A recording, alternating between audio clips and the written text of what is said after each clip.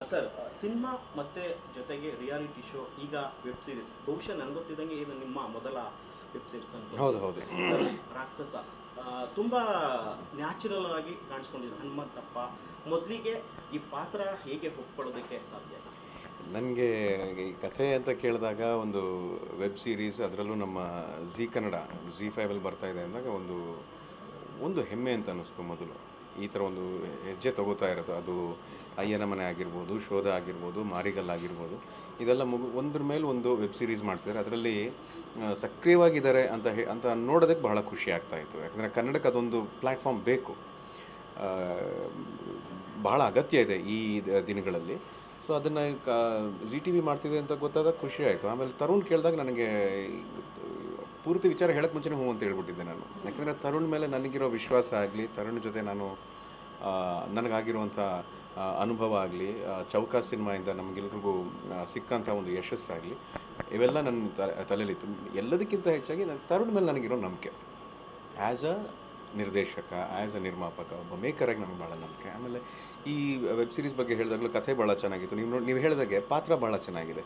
Police ಮಾಡಿದ್ದೀನಿ, ನಾನು ಇಲ್ಲ ಅಂತ ಹೇಳ್ತಿಲ್ಲ. ಅಂದರೆ ಸೀತಾರಾಮಲ್ಲಾಗಲಿ, ಕೇಸ್ ಆಫ್ ಕೊಂಡಾಣಲ್ಲಾಗಲಿ, ಅಥವಾ ಮರೀಚಿ ಅನ್ನೋ ಸಿನಿಮಾದಲ್ಲಾಗಲಿ, ಇವರು ಪೊಲೀಸ್ ಪಾತ್ರ ಮಾಡಿದ್ದೀನಿ. ಆದರೆ ಇದರಲ್ಲಿ ಇನ್ನೂ ಸೂಕ್ಷ್ಮತೆ ಇದೆ, ಭಾಳ ಸೂಕ್ಷ್ಮತೆ ಇದೆ. ನೀವೇ ನೋಡ್ದಂಗೆ ಆ ಕ್ಯಾರೆಕ್ಟರ್ಗೆ ಒಂದು ಹೆಲ್ಪ್ಲೆಸ್ನೆಸ್ ಇದೆ, ಒಂದು ಸಣ್ಣ ನಿಸ್ಸಹಾಯಕತನ ಇದೆ ಆ ಪಾತ್ರಕ್ಕೆ. ಸೊ ಇದೆಲ್ಲ ಪ್ಲೇ ಮಾಡೋ ಒಬ್ಬ ಪೊಲೀಸ್ ಆದರೆ ಅದನ್ನು ಯಾವ ಥರ ಪ್ಲೇ ಮಾಡ್ತಾರೆ ಅನ್ನೋದೆಲ್ಲ ನನಗೆ ಆ ಎಕ್ಸೈಟ್ಮೆಂಟ್ ಭಾಳ ಇತ್ತು. ಜೊತೆಗೆ ಈ ಸಿನಿಮಾದಲ್ಲಿ ನಿಮ್ಮ ಭಾಷೆ ಕೂಡ ತುಂಬ ಚೆನ್ನಾಗಿ ಮಾತಾಡಿದ್ರ. ಬಹುಶಃ ನನಗೆ ಈ ಹಿಂದಿನ ಉತ್ತರ ಕರ್ನಾಟಕ ಭಾಷೆ ಮಾತಾಡಿದ್ರ. ನನ್ನ ನಿನ್ನ ಪ್ರೇಮಿಕತೆ ಅನ್ನೋ ಒಂದು ಸಿನಿಮಾ ಮಾಡಿದ್ವಿ, ಅದರಲ್ಲಿ ಪೂರ್ತಿ ಅದು ನಮ್ಗೆ ಹಿಡಿದಕ್ಕೆ ಬರಲಿಲ್ಲ. ಇದರಲ್ಲಿ ಕಂಪ್ಲೀಟ್ ನೀವು ಸೇಮ್ ಉತ್ತರ ಕರ್ನಾಟಕ ಥರ ಇದು ಬೇಕು ಅಂತಲೇ ಮಾಡಿದ್ದು. ನನಗೆ ಭಾಳ ಖುಷಿ ಆಯಿತು ಇದು, ನನಗೆ ಭಾಳ ಖುಷಿ ಆಯಿತು. ಯಾಕೆಂದರೆ ನಾವು ಆ ಎಲ್ಲ ಭಾಷೆಗಳನ್ನು ಎಷ್ಟಾಗುತ್ತೋ ಅಷ್ಟು ನಾವು ಒಂಥರ ಆವರಿಸ್ಕೋಬೇಕು ಅದು ನಮ್ಮನ್ನ. ಇಲ್ಲಾಂದರೆ ಜನರನ್ನ ಮುಟ್ಟಕ್ಕಾಗಲ್ಲ. ಸುಮ್ಮನೆ ಯಾವುದೋ ಒಂದೆರಡು ಸೀನಲ್ಲಿ ಒಂದೆರಡು ಶಾರ್ಟಲ್ಲಿ ಹೋಗಲೇ ಬಾರಲೇ ಅಂದ್ಬಿಟ್ರೆ ಅದಾಗಲ್ಲ. ಅದು ಉತ್ತರ ಕರ್ನಾಟಕದ ಭಾಷೆ ಆಗಿರಲಿ, ಮಲೆನಾಡಿನ ಭಾಷೆ ಆಗಿರಲಿ, ಅವೆಲ್ಲ ಒಳಗೆ ಹೊಕ್ಕಿ ಅದು ಮಾಡಬೇಕು. ಆಮೇಲೆ ಅದೇ ಪ್ರದೇಶದಲ್ಲಿ ಮಾಡಬೇಕು, ಅದೇ ಜನರ ಜೊತೆ ಕೆಲಸ ಮಾಡಿದಾಗಲೇ ನಮಗೂ ಕಲಿಯೋ ಅವಕಾಶ ಸಿಗುತ್ತೆ. ಸೊ ನನಗೆ ತುಂಬ ಆಸೆ ಇತ್ತು, ಒಂದು ಸಂಪೂರ್ಣವಾಗಿ ಉತ್ತರ ಕರ್ನಾಟಕದ ಭಾಷೆ.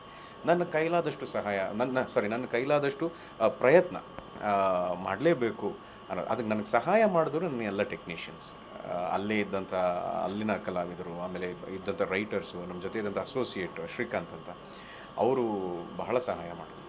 ಜೊತೆಗೆ ಈ ನಿಮ್ಮ ಸಿನಿಮಾದ ನೀವು ಮಾಡಿರೋಂಥ ಪಾತ್ರ ಒಂದು ಅಸಹಾಯಕ ಪೊಲೀಸನ ಪರಿಸ್ಥಿತಿ, ಒಂದು ಕಡೆ ಇನ್ವೆಸ್ಟಿಗೇಷನ್ ಮೇಲಧಿಕಾರಿಗಳ ಇದು, ಮತ್ತೊಂದು ಕಡೆ ಫ್ಯಾಮಿಲಿ, ಆ ಪಾತ್ರನ ತುಂಬ ನ್ಯಾಚುರಲ್ ಆಗಿ ಕಾಣ್ತಾರೆ ವಿಜಯ ರಾಘವೇಂದ್ರ ಅವರು. ಸೊ ಈಗ ಸಾಧ್ಯ ಆಯಿತು ಅದು ನನ್ನ ಯಾವಾಗಲೂ ಹೇಳೋಗೆ ನನಗೆ ಭಾಳ ದೊಡ್ಡ ಸ್ಫೂರ್ತಿ ನಮ್ಮ ಮಾವ ಬಿ ಕೆ ಶಿವರಾಮ್ ಅವರು. ಅವ್ರ ಕಥೆಗಳು ಎಷ್ಟು ಚೆನ್ನಾಗಿ ಅವರ ಅನುಭವಗಳನ್ನ ಹೇಳ್ತಾರೆ ಅಂದರೆ ಅದನ್ನು ಕಥೆ ರೂಪದಲ್ಲಿ ಹೇಳಿದಾಗ ಭಾಳ ಸಾಧಾರಣ ಮನುಷ್ಯರು, ಅಂದರೆ ಕಾನ್ಸ್ಟೇಬಲ್ಸ್ ಆಗಲಿ, ಅವ್ರಿಗಾಗುವಂಥ ಒಂದು ಸಣ್ಣ ಪುಟ್ಟ ಕಷ್ಟಗಳಾಗಲಿ, ಇರುಸು ಮುರುಸಾಗಲಿ, ಹೇಳೋಕ್ಕಾಗ್ದೇ ಕೆಲಸ ಡ್ಯೂಟಿಗೆ ಬರಲೇಬೇಕು. ಅಲ್ಲಿ ಡ್ಯೂಟಿಲಿದ್ದೆ ಅಂತ ಮನೆಯಿಂದ ಒಂದು ಸಣ್ಣದೊಂದು ಯಾವುದೋ ಒಂದು ಇಕ್ಕಟ್ಟಿರುತ್ತೆ, ಅದನ್ನು ಎದುರಿಸಲೇಬೇಕು. ಇದೆಲ್ಲ ಎಷ್ಟು ಚೆನ್ನಾಗಿ ಅವ್ರು ಹೇಳಿದಾಗ ಅದು ಎಲ್ಲೋ ಒಂದು ಕಡೆ ತಲೆಯಲ್ಲಿ ಕೂತಿತ್ತು. ಆಮೇಲೆ ಈ ಪಾತ್ರ ಮಾಡಬೇಕಾದ್ರೆ ಹೌದಲ್ವಾ, ಎಲ್ಲರೂ ನಾರ್ಮಲ್ ಮನುಷ್ಯರೇ.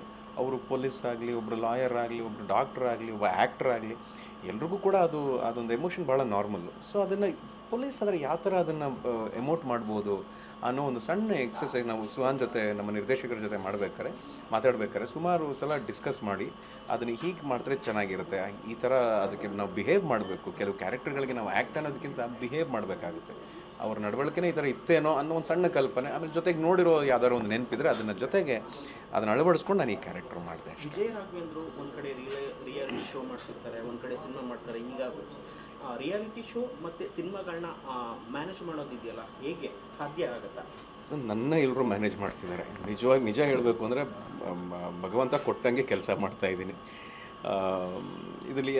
ಇದೆಲ್ಲದ್ರ ಹಿಂದೆ ಕೂಡ ನನಗೆ ಕೆಲಸ ಕೊಡುವಂಥ ಮನಸ್ಥಿತಿ ಇದೆಯಲ್ಲ, ನಾನು ಅವ್ರಿಗೆ ಥ್ಯಾಂಕ್ಸ್ ಹೇಳಬೇಕು. ಅದು ರಿಯಾಲಿಟಿ ಶೋ ಆಗಿರಲಿ, ಸಿನಿಮಾದಲ್ಲಾಗಿರಲಿ, ಇವಾಗ ವೆಬ್ ಸೀರೀಸ್ ನನ್ನ ಕರೆದು ಮಾಡಿಸ್ಬೇಕು ಅನ್ನೋ ಗತಿ ಏನಿತ್ತು ಅಲ್ವಾ.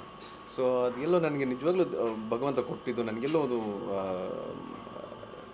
ನನ್ನ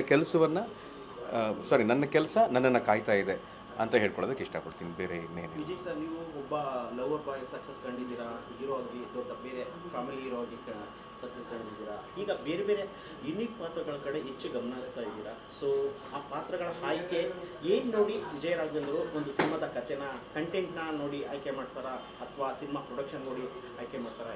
ಇದು ನಾನು ಮುಂಚೆಯಿಂದ ಹೇಳಿದಾಗ ಇವಾಗಲೂ ಅದನ್ನೇ ಹೇಳ್ತೀನಿ, ನನ್ನನ್ನು ಅವ್ರು ಆಯ್ಕೆ ಮಾಡ್ತಿರೋದು, ನಾನು ಆಯ್ಕೆ ಮಾಡ್ತಿಲ್ಲ. ನನಗೆ ಆ ಲಕ್ಸುರಿ ಕೊಡಲಿಲ್ಲ. ಅದೊಂಥರ ಒಳ್ಳೇದು ಅಂತ ಅನಿಸ್ತು ನನಗೆ. ಇವಾಗ ನನಗೆ ತುಂಬ ಲಕ್ಸುರಿ ಬಂದರೆ ಏನಾಗ್ಬಿಡುತ್ತೆ, ನಾನು ಈ ಪಾತ್ರ ಮಾಡ್ತೀನಿ, ನೋಡೋಣ ಟ್ರೈ ಮಾಡ್ತೀನಿ, ನನಗೆ ಅದು ಆಯಿತು, ನಾನು ನೋಡೋಣ ಅದಾಗಲಿ ಆ ಪಾತ್ರ ಟ್ರೈ ಮಾಡ್ತೀನಿ. ಯಾವುದು ಸಿಗುತ್ತೋ ಅದು ನನ್ನ ಕೈಲಿ ಈ ಥರ ಪಾತ್ರ ಮಾಡಿಸ್ಬೇಕು ಅಂತ ಅವ್ರಿಗೆ ಆಸೆ ಆಗ್ತಿರೋದು. ನನಗೆ ನಾನು ಹಿಂದೆ ಮಾಡ್ಕೊಂಬಂದಂಥ ಇನಿಷಿಯಲಿ ಒಂದು 7-8 ಸಿನಿಮಾ ಮಾಡಿದ್ನಲ್ಲ ನನ್ನ ಕರಿಯರ್ ಶುರುವಾದಾಗ, ನನ್ನ ಎಲ್ಲ ನಿರ್ದೇಶಕರಿಗೂ ನಿರ್ಮಾಪಕರು ನಾನು ಥ್ಯಾಂಕ್ಸ್ ಹೇಳ್ಬೇಕು. ಯಾಕಂದರೆ ನಿನಗಾಗಿ ಆಯಿತು, ಪ್ರೇಮ್ ಕೈದಿ ಆಯಿತು, ರೋಮಿಯೋ ಜೂಲಿಯೆಟ್ಟು, ಹಾರ್ಟ್ ಬೀಟ್ಸು, ಪ್ರೀತಿಸಲೇಬೇಕು, ಒಂದು ಕಡೆ ಸೇವಂತಿ, ಒಂದು ಕಡೆ ಖುಷಿ ಮಾಡಿದೆ, ಶ್ರೀ ಮಾಡಿದೆ, ವಿಕ್ರಮ್ ಮಾಡಿದೆ, ವಿಜಯ್ ಸಿಂಹ, ಅವಳೆ ನನಗೆ ಗೆಳತಿ, ಆಮೇಲೆ ಕಲ್ಲರಳಿ ಹೂವಾಗಿ, ಅಂದರೆ ಎಲ್ಲ ದಿಕ್ಕಲ್ಲೂ ನನ್ನ ಒಂಥರ ತರಬೇತಿ ಥರ ಆಯಿತು ನನಗೆ. ಸೊ ಅದೆಲ್ಲ ನೋಡ್ಕೊಂಡು ಬಂದಿದ್ದರಿಂದ ನಮ್ಮ ಮೇಕರ್ಸ್ಗೆ ಈ ಪಾತ್ರ ಇವ್ರ ಕೈಲಿ ಮಾಡಿಸ್ಬೋದು. ನಾನು ಮುಂಚೆಯಿಂದ ಅದೇ ಹೇಳ್ತಿದ್ದೆ, ನಾನೊಬ್ಬ ಸ್ಟಾರ್ ಆಗೋದಕ್ಕಿಂತ ಒಬ್ಬ ಒಳ್ಳೆ ನಟ ಆಗಬೇಕು, ಒಳ್ಳೆ ಕಲಾವಿದ ಆಗಬೇಕು, ಒಳ್ಳೆ ಮನುಷ್ಯ ಆಗಬೇಕು ಅಂತ. ಸೊ ನನ್ನ ಪ್ರಾರ್ಥನೆ ನಿಜವಾಗ್ಲೂ ಕೇಳಿಸಿತ್ತು ಅಂತ ಕಾಣುತ್ತೆ. ಇವಾಗ ಅದೇ ದಿಕ್ಕಲ್ಲಿ ನನ್ನ ಕರ್ಕೊಂಡು ಹೋಗ್ತಾ ಇದ್ದಾರೆ. ಬೇರೆ ಬೇರೆ ರೀತಿ ಪಾತ್ರಗಳನ್ನು, ಅದೊಂದು ಮಾಲ್ಗುಡಿ ಡೇಸ್ ಆಗಿರಲಿ, ಶಿವಯೋಗಿ ಪುಟ್ಟಯ್ಯಜ್ಜ ಆಗಿರಲಿ, ಒಂದು ಕಡೆ ರಿಪ್ಪನ್ ಸ್ವಾಮಿ, ಒಂದು ಕಡೆ ಸೀತಾರಾಮ್ ಬಿನೋಯ್ ಕೇಸ್ ನಂಬರ್ 18. ಆದರೆ ಪೊಲೀಸೇ ಹೌದು, ಆದರೆ ಒಂದೊಂದು ಹಂತದಲ್ಲಿ ಪೊಲೀಸ್ ಜೀವನ ಇರುತ್ತಲ್ಲ, ಅದನ್ನು ಬಿಂಬಿಸೋ ಅವಕಾಶ ನನಗೆ ಸಿಗ್ತಾ ಇದೆ ಅಷ್ಟೇ. ಸರ್, ಮನೆಯವರು ನಿಮ್ಮ ಜೊತೆ ಮೇಡಮ್ ಅವ್ರನ್ನ ನೀವು ಸದಾ ಪ್ರತಿದಿನ ನೆನೆಸ್ಕೊಂತೀರ. ಅವರು ಇಲ್ಲದ ದಿನಗಳು ವಿಜಯ್ ರಾಘವೇಂದ್ರ ಹೇಗೆ ನಡೀತಾ ಇದೆ ಅವರ ಜೀವನ ಶೈಲಿ? ಅಂದರೆ ಈಗ ನಾನು ಅದ್ರ ಬಗ್ಗೆ ನನಗೆ ಒಂದು ನೋವಿಲ್ಲ ಅಥವಾ ಆ ಎಂಪ್ಟಿನೆಸ್, ಆ ಖಾಲಿತನ ಫೀಲ್ ಮಾಡ್ತಿಲ್ಲ ಅಂತ ಹೇಳಿದ್ರೆ ಸುಳ್ಳಾಗುತ್ತೆ. ಯಾಕಂದರೆ ಅದು ನನಗೆ ಇವಾಗ ನನ್ನ ಜೊತೆ ಇದೆ. ಅದು ಎಷ್ಟರ ಮಟ್ಟಿಗೆ ನನಗೆ ಆ ಒಂದು ಭಾವನೆ ಇದೆಯೋ ಅದಕ್ಕಿಂತ ಹೆಚ್ಚಾಗಿ ಸ್ಪಂದನ ನನ್ನ ಜೊತೆ ಇದ್ದಾಳೆ.